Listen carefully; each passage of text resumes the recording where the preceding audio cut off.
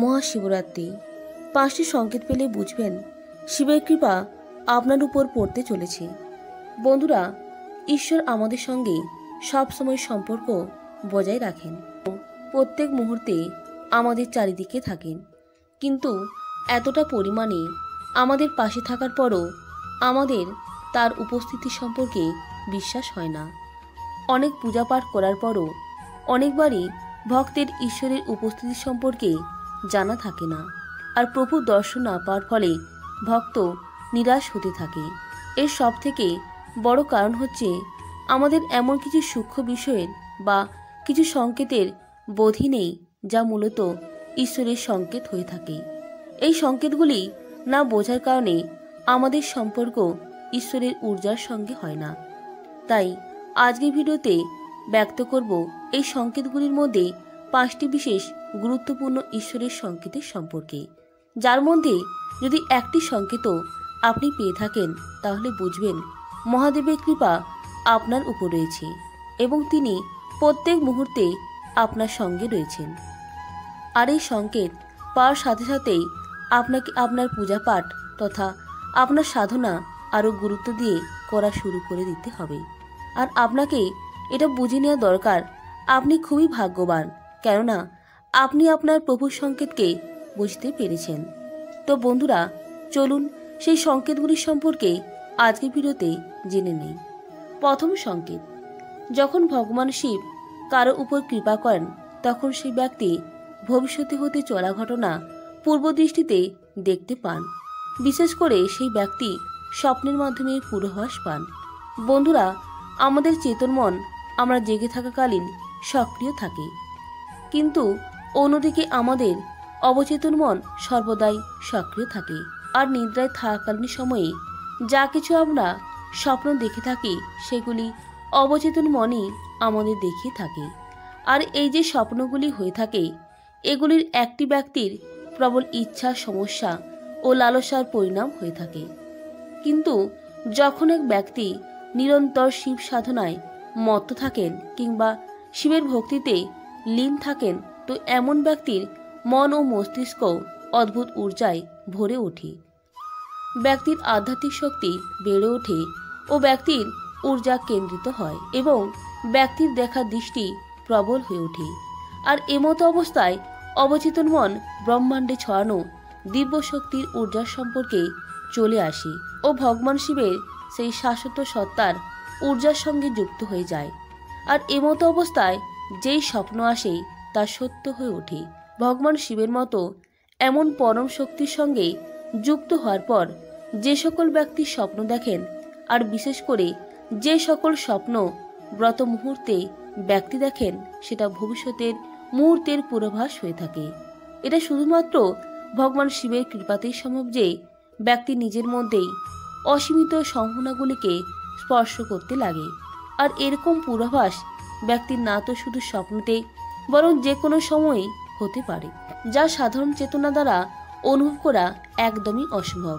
তো বন্ধুরা, এটা হলো শিব কৃপার খুবই গুরুত্বপূর্ণ একটি সংকেত।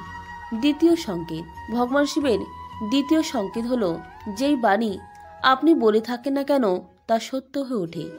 বিশেষ করে আপনি যখন ধ্যান মুহূর্তে রয়েছেন, তো সেই সময় মনে যদি কোনো আকস্মিক বিচার এসে বসে কিংবা ধ্যান করার পরে যদি আপনি কিছু বলে থাকেন তা বাস্তবে ঘটিত হয়ে থাকে। এটাও শিবকৃপার বড় একটি সংকেত।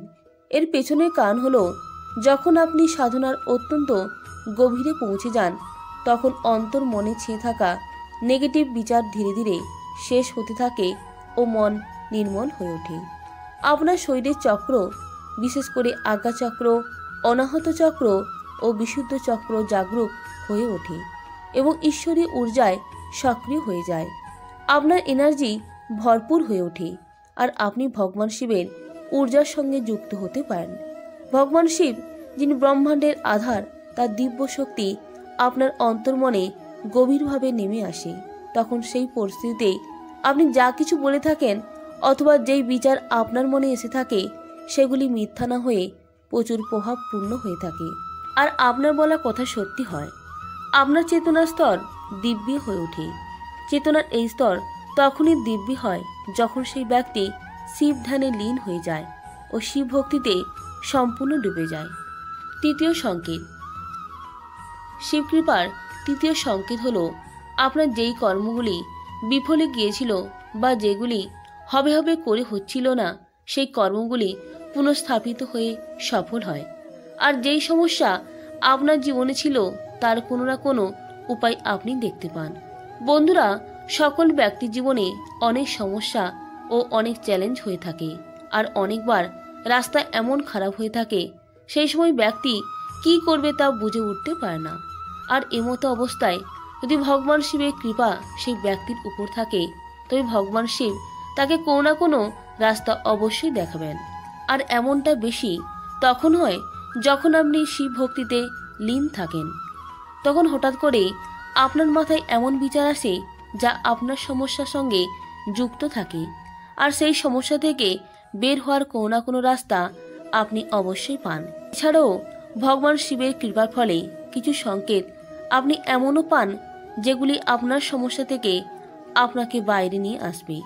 এটা শুধুমাত্র ভোলেনাথের কৃপার জন্যই সম্ভব। যখন আপনার সমস্যা সমাধানের পথ আপনি পান তখন আপনার জীবন আরো সরল হয়ে ওঠে। চতুর্থ সংকেত। শিব কৃপার চতুর্থ সংকেত হলো আপনার ঘুম মুহূর্তেই ভাঙতে থাকবে বা ওই ব্রহ্ম মুহূর্তেই আপনার চোখ খুলে যাবে। বন্ধুরা, ব্রহ্ম মুহূর্ত এমন একটি দিব্য মুহূর্ত যেই সময় সকল পরম সত্তা তথা পজিটিভ শক্তিগুলি পুরো ব্রহ্মাণ্ডে ছড়িয়ে থাকে।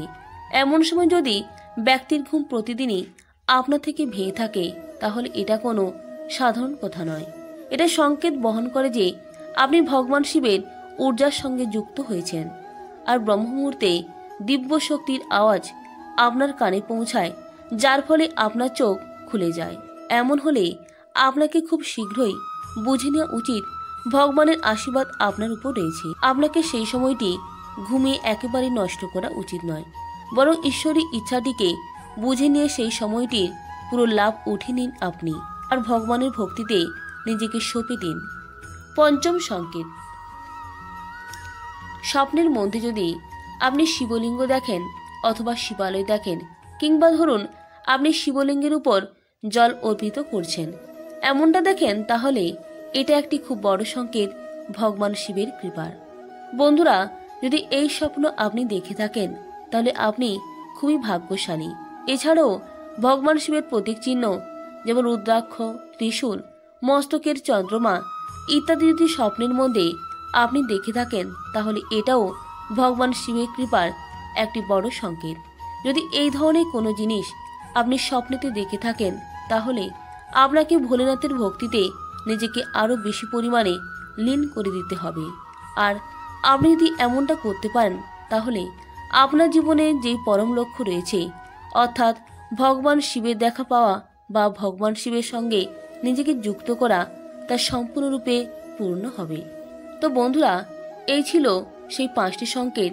এগুলির মধ্যে যদি একটিও আপনি পেয়ে থাকেন তাহলে বুঝে নিন আপনি খুবই বিশেষ একজন মানুষ এবং আপনি একজন ভাগ্যশালী মানুষ। এমতো অবস্থায় আরও গভীরভাবে আপনাকে ভগবান শিবের পূজার লীন হয়ে যেতে হবে। প্রত্যেকে ভালো থাকবেন, সুস্থ থাকবেন। নমস্কার, ধন্যবাদ। ঈশ্বর আপনার মঙ্গল করুন।